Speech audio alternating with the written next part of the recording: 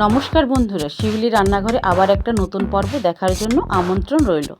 আপনাদের দাদা বাজার থেকে দুটো শোল মাছ কিনে এনেছিল, তাই ভাবলাম আপনাদের সাথেও লেবু দিয়ে শোল মাছের টক বানিয়ে শেয়ার করি। তাহলে প্রথমে মাছ দুটো ভালো করে কেটে ধুয়ে বেছে নিয়ে আসছি।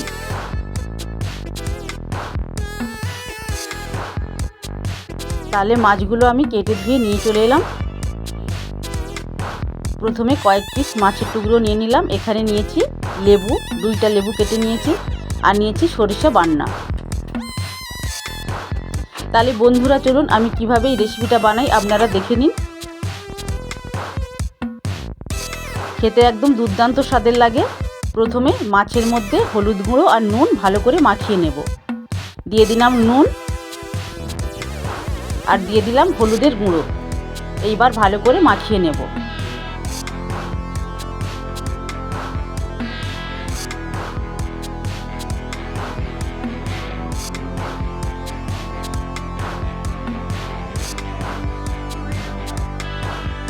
তো নুন হলুদ ভালো করে মাখিয়ে নিলাম। এইবার গ্যাসের মধ্যে একটা কড়াই বসিয়ে দিলাম। কড়াই দিয়ে দিলাম পরিমাণ মতো সাদা তেল। আজকে রান্নাটা আমি সাদা তেলেই বানাবো, আপনারা চাইলে সরিষার তেলেও বানাতে পারেন। তো তেল বেশ ভালো করে গরম করে নিলাম। এইবার মাছের চাকাগুলো দিয়ে ভালো করে ভেজে নেব।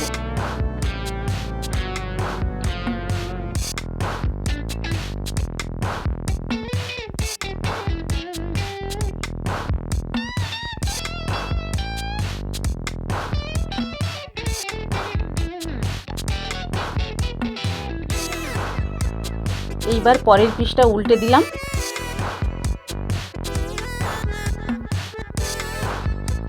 এইভাবে উল্টে পাল্টে একটু ভালোভাবেই ভেজে নেব।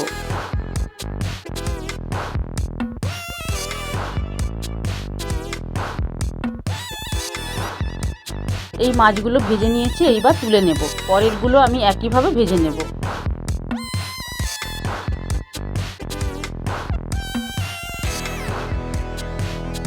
পরেরগুলোও দিয়ে দিলাম, একইভাবে উল্টে পাল্টে ভেজে নেব।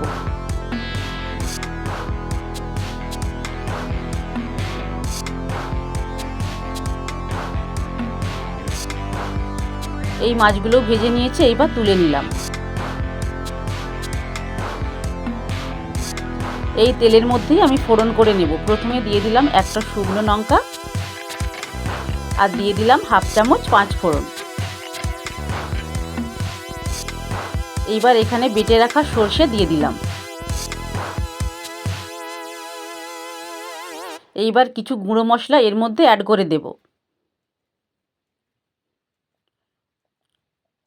প্রথমে দিয়ে দিলাম পরিমাণ মতো হলুদের গুঁড়ো, স্বাদ মতো লঙ্কার গুঁড়ো, আর সামান্য পরিমাণে জিরের গুঁড়ো, ধনের গুঁড়োও দিয়ে দিলাম।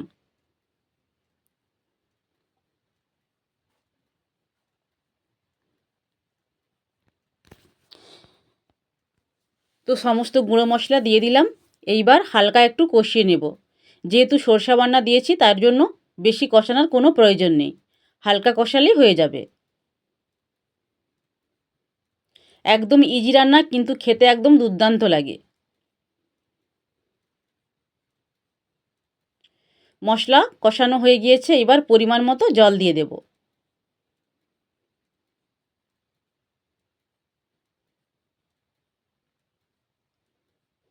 ভালো করে মিশিয়ে নিলাম। এইবার গ্রেভিটা ফুটে উঠলে ভেজে রাখা মাছগুলো এর মধ্যে দিয়ে দেব।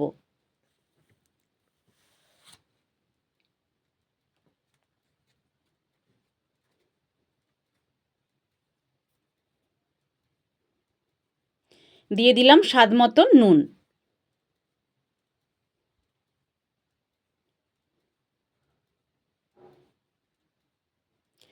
গ্রেভি তো বেশ ভালোভাবেই ফুটে উঠেছে। এই অবস্থায় ভেজে রাখা মাছগুলো এর মধ্যে দিয়ে দিলাম। দিয়ে আমি 2 থেকে 3 মিনিট একটু ফুটিয়ে নেব।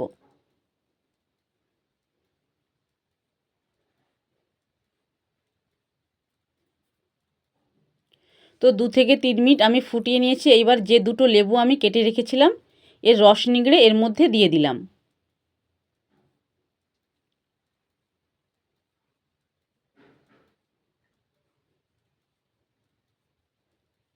বাড়িতে আপনারা বানালেই এর স্বাদ বুঝতে পারবেন যে কতটা অসাধারণ লাগে।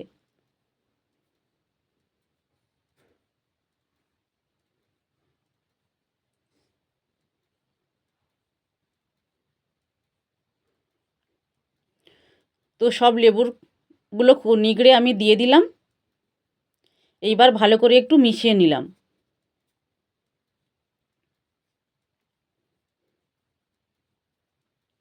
লেবু দেওয়ার পর বেশিক্ষণ ফোটানোর কোনো প্রয়োজন নেই। এইবার নামিয়ে নেব। রেডি